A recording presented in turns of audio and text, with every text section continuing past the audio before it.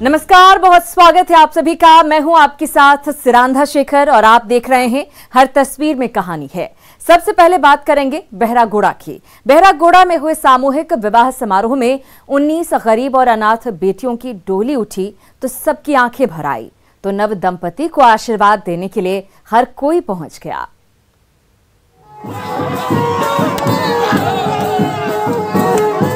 Band बाजा और नाचते गाते बारातियों की टोली लिए दूल्हे राजा अपनी दुल्हनिया को लेने पहुंचे हैं तो खुशी से झूमते और ठुमके लगाते बारातियों के स्वागत के लिए पूरा गांव जवार उमड़ पड़ा है। ये नजारा है बहरागोड़ा में हो रहे सामूहिक विवाह समारोह का, जहां विधि विधान और धूमधाम के साथ एक साथ 19 गरीब और अनाथ बेटियों की शादी रचाई गई। तो उन्हें आशीर्वाद देने के लिए आम लोगों के साथ साथ बड़े बड़े नेता भी पहुँच गए। यज्ञ की तरह सब शादियां हो रही हैं, समाज के सभी वर्गों की शादियां हो रही हैं, गरीब तबके की हो रही है और जो समाज में हमसे अलग था उस समाज को भी अपनाने का काम इस माध्यम से किया गया है। जो सुधार है सामाजिक आंदोलन का, ये गंगा अनवरत बहता रहे, इसका प्रयास हम लोग करेंगे कि साल में एक बार ऐसे गरीब और अनाथ बेटियों का विवाह गरिमापूर्ण ढंग से हम लोग कराते रहेंगे। इन गरीब परिवारों के लिए इस तरह की धूमधाम के साथ बेटियों की शादी करना किसी सपने से कम नहीं था, लेकिन उस सपने को सच करने के लिए बीजेपी नेता दिनेशानंद गोस्वामी की पहल पर जब सामूहिक विवाह समारोह के लिए विशाल पंडाल सजाया गया तो उसकी छटा देखते ही बन रही थी।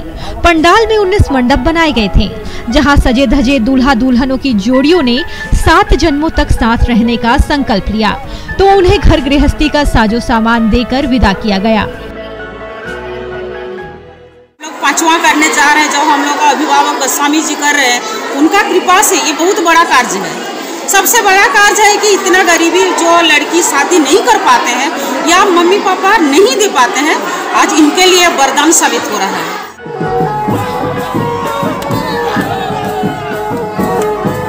बैंड बाजा और 19 बारात। बहरागोड़ा में हुआ ये सामूहिक विवाह समारोह किसी सपने के सच होने जैसा था, जहां ऊपर वाले के आशीर्वाद से बनी ये 19 जोड़ियां एक दूसरे से विवाह के साथ वचन निभाने का वादा करती दिखी।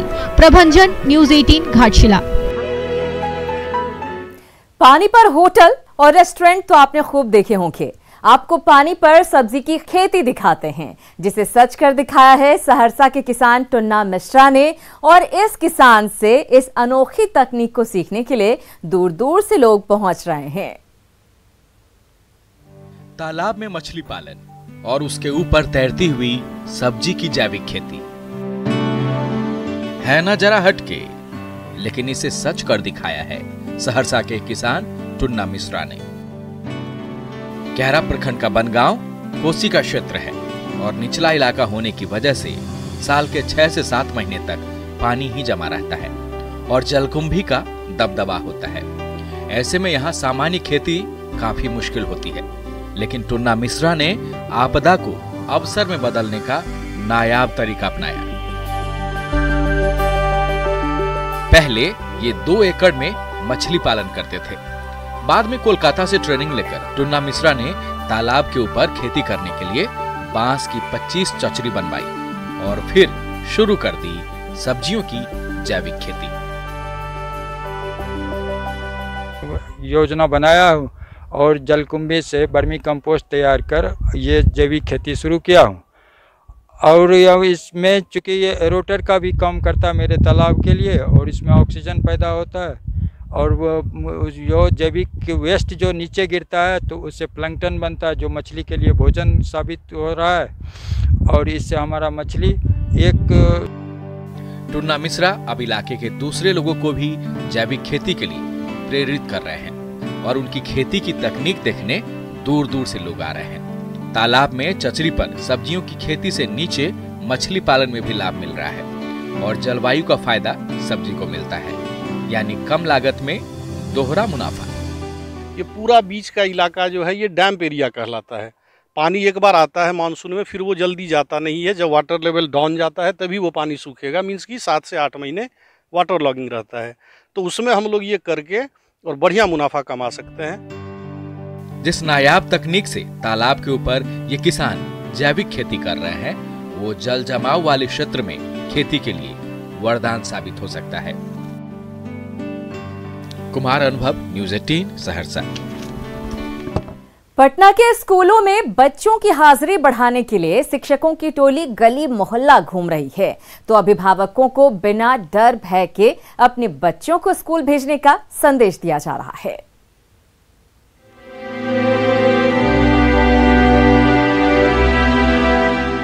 मास्क पहनकर छोटे छोटे बच्चों को साथ लिए अदालतगंज प्राथमिक स्कूल के शिक्षकों की टोली पटना के गली मोहल्लों में घूम रही है। स्लम बस्तियों में रहने वाले अभिभावकों को समझा बुझा रही है कि कोरोना से डरकर घर में बैठना नहीं है, मास्क और सोशल डिस्टेंसिंग जैसा आसान मंत्र अपनाना है, जो आपको और आपके बच्चों को कोरोना जैसी महामारी से तो बचाएगा ही, उनका घर से स्कूल तक का सफर भी सुरक्षित बनाएगा। इसी मंत्र को अपनाकर कई बच्चे स्कूल आने लगे हैं और पढ़ लिख कर भविष्य बनाने लगे हैं। कोरोना वायरस से डर लगता था तो मैडम घर जाकर समझाए थे कि सब साबुन मास्क सब देंगे, तो उससे हम लोग स्कूल आने लगे हैं। कोरोना के तो नहीं आते थे, फिर मैम बोला फुसलाया ना तो आने लगे। रोज आओगे स्कूल? यस। और मास्क और सैनिटाइजर और साबुन सब चीज मिलेगा। बच्चे को भेजेंगे आप? हाँ भेजेंगे। अब डर नहीं है ना? नहीं, कोई चीज का डर नहीं है। संकल्प ले रहे हैं कि स्कूल भेजेंगे? संकल्प ले रहे हैं कि अपना बच्चा को हम भेजेंगे। कोरोना के घटते मामलों के बीच हाल ही में बिहार सरकार ने स्कूल कॉलेजों को खोलने का आदेश दे दिया था। स्कूल खुल भी गए, लेकिन कोरोना के भय से अभी भी ज्यादातर स्कूलों में छात्रों की उपस्थिति बेहद कम है। ऐसे में अभिभावकों को जागरूक करने के लिए अदालतगंज प्राथमिक स्कूल के शिक्षकों की टोली गली गली में अभिभावकों के घर पर दस्तक देती दिख रही है। सीधे स्कूल आ रहे हैं। जैसा कि आप जानते हैं कि 1 साल से कोविड-19 की वजह से स्कूल बंद था, तो बच्चों को मोटिवेट किया जा रहा है और आप ये तय मानिए कि बहुत जल्द ही हमारे यहाँ स्थिति सामान्य हो जाएगी। और हम समझाते हैं कि हमारे विद्यालय में साबुन से बच्चों को स्कूल जैसे ही जाते हैं हाथ धुलवाते हैं, सैनिटाइजर लगाते हैं, मास्क देते हैं, पहनकर तभी वो बैठते हैं। पटना की अदालतगंज प्राथमिक स्कूल के शिक्षकों की मुहिम रंग लाती दिख रही है। कोरोना के भय से कल तक घर में खेल कूद कर समय बर्बाद करने वाले बच्चे आज स्कूल में किताब कॉपी खोलकर भविष्य के सपने बुनते नजर आ रहे हैं। रजनीश कुमार, न्यूज़ 18 पटना। पटना से आपको लेकर चलते हैं देवघर। देवघर के सरकारी स्कूलों में पढ़ने वाले बच्चे भी निजी स्कूलों के बच्चों को मात देंगे। इसके लिए 5 चुने हुए सरकारी स्कूलों को मॉडल स्कूल बनाने की तैयारी चल रही है।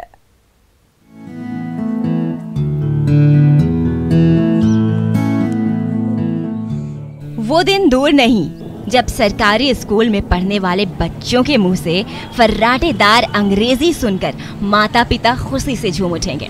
तो इन स्कूलों में गणित, अंग्रेजी और विज्ञान विषय पर पढ़ने वाले बच्चे झारखंड ही नहीं पूरे देश में अपनी प्रतिभा का डंका बजाते नजर आएंगे।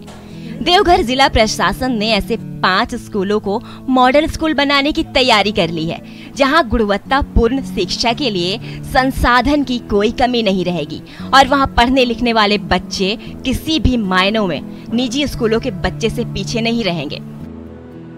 5 स्कूल की जो फिजिकल इंफ्रास्ट्रक्चर हो और वहाँ स्टूडेंट्स का कॉन्फिडेंस हो और इन जनरल एजुकेशन का क्वालिटी वहाँ जो है आसपास के इस जिला के जो प्राइवेट स्कूल्स का भी बेहतर रहे, वो हम लोगों का प्लान है।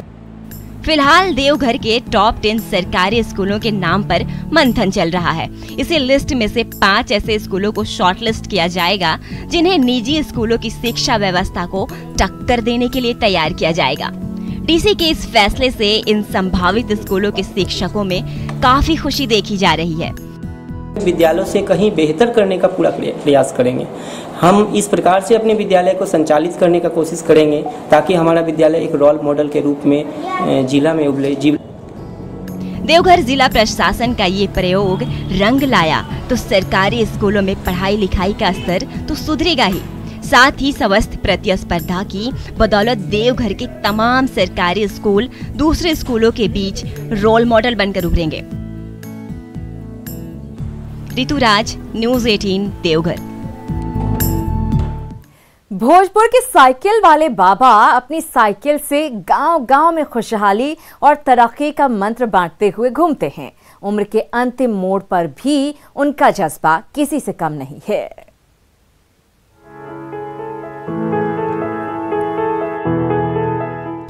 तिरंगा झंडा लहराते हुए भोजपुर के साइकिल वाले बाबा कन्हैया सिंह की साइकिल अज्ञाओं की ऊपर खाबड़ सड़क पर हिचकोले खाते हुए बढ़ी चली जा रही है। ऊपर से नीचे तक सफेद खादी पर बंडी और साथ में गमछा लिए साइकिल वाले बाबा कन्हैया सिंह की साइकिल दिन भर आरा के एक गांव से दूसरे गांव तक दौड़ती रहती है। रास्ते में जब भी वो अपनी साइकिल पर ब्रेक लगाते हैं तो वहां मौजूद लोगों को पेट्रोल डीजल की बढ़ती कीमतों से बचने और सेहतमंद रहने के लिए साइकिल चलाने का संदेश देना नहीं भूलते। एक हुआ ये भी दे रहा हूँ कि आज डीजल पेट्रोल की हम लोग चाहे तो खपत कम कर सकते हैं। हम लोग बहुत सी ऐसा आवश्यकता नहीं है, उसके लिए हम साइकिल से कार से लोग चल सकते हैं, जो हम साइकिल से कर सकते हैं। रिटायरमेंट की उम्र में जब घर पर आराम करना ही बेहतर समझा जाता है, तब 70 साल की उम्र में साइकिल वाले बाबा हर दिन अपनी साइकिल से कम 20 से 25 किलोमीटर की दूरी आसानी से नाप लेते हैं। कभी वो अपनी साइकिल से भोजपुर की उत्तरी छोर पर पहुंच जाते हैं तो कभी दक्षिणी छोर पर। सबसे उनकी यही अपील होती है कि साइकिल चलाएं और पर्यावरण को बचाएं। समस्या दिख रहा हूँ, एक हम आने वाली पीढ़ी को, हमने बच्चे को आज कल हम लोग क्या दे पाएंगे। हम अपने बच्चे को कल हमारी बच्चे खोजेंगे कि हमको डीजल नहीं दिए, पर्यावरण नहीं दिए। ये समस्या आने वाला हम लोग आज न हो 125 रात होगी। तो मैं उसको संदेश देता हूँ कि हम लोग कुछ बचत करें। जिंदगी के अंतिम मोड़ पर साइकिल वाले बाबा जब हर सुबह अपनी साइकिल पर पैडल मारते नजर आते हैं तो उनकी ये मुहिम हर किसी को प्रेरणा देती है। हिमांशु, न्यूज़ 18 आरा। बिहार पुलिस के जवान जब हाईटेक कारों पर सवार होकर गश्ती पर निकलेंगे तो अपराधियों को बच निकलने का मौका नहीं मिलेगा। जल्द ही ये हाईटेक कारें हर जिले में घूमती नजर आएंगी।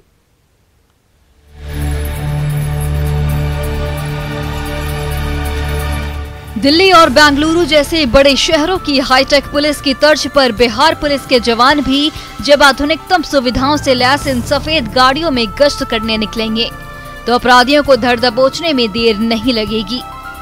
बिहार सरकार की हरी झंडी मिलते ही बिहार पुलिस ने पहली बार सफेद रंग की 80 आर्टिगा कारें खरीदी है। इसमें से 2 कारें बिहार के 40 जिला पुलिस बल को सौंपी जाएगी।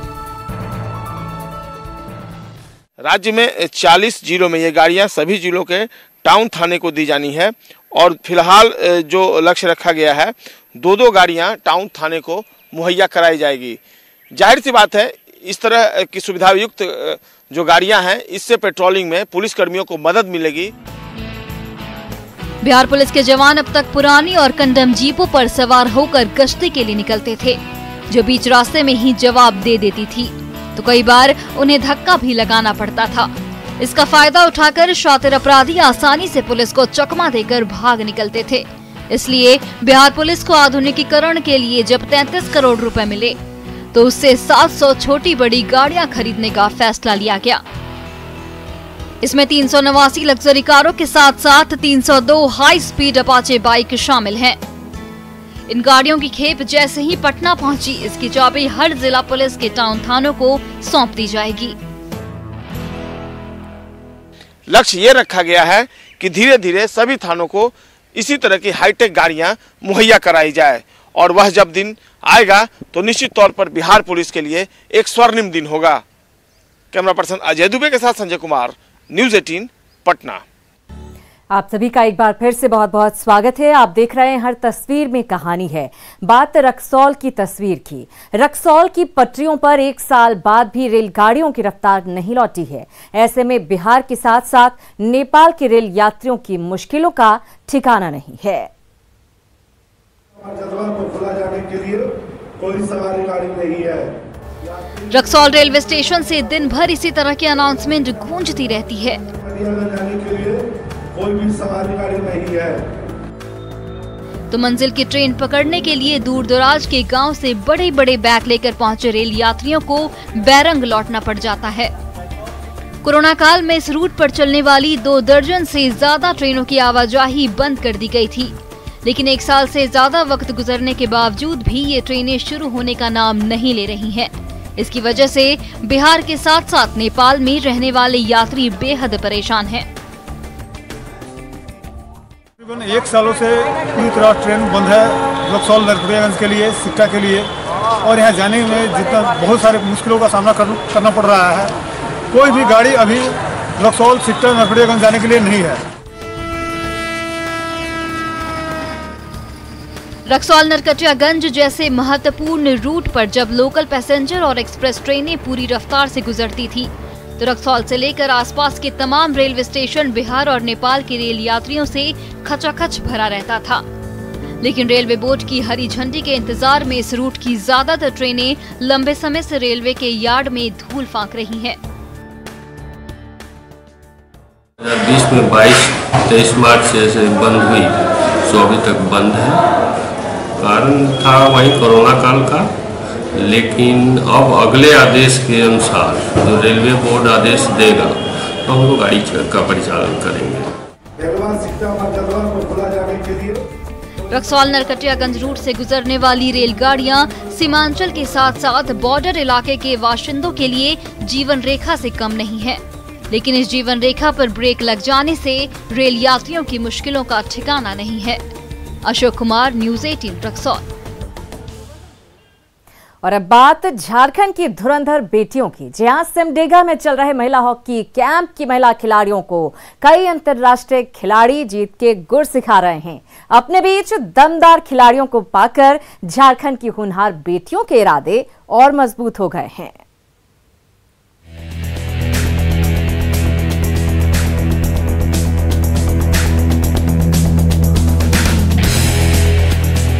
दौड़ना, फिसल कर गिरना और फिर संभलना, ये उस बड़ी प्रतियोगिता के लिए तैयारी का हिस्सा है जिसे ये झारखंड के खिलाड़ी हर हाल में जीतना चाहते हैं। ये जोश, ये जुनून, ये जज्बा उस जीत के लिए है जिसके लिए ये खिलाड़ी सिमडेगा के इस कैंप में कई सप्ताह से पसीना बहा रहे हैं। इन खिलाड़ियों का हौसला देखकर पूर्व खिलाड़ी बीगन सोई भी खुद को रोक नहीं पाए और पहुंच गई मैदान में, इनको जीत का वो गुर सिखाने जिसे ये गांव की लड़कियां नहीं जानती हैं।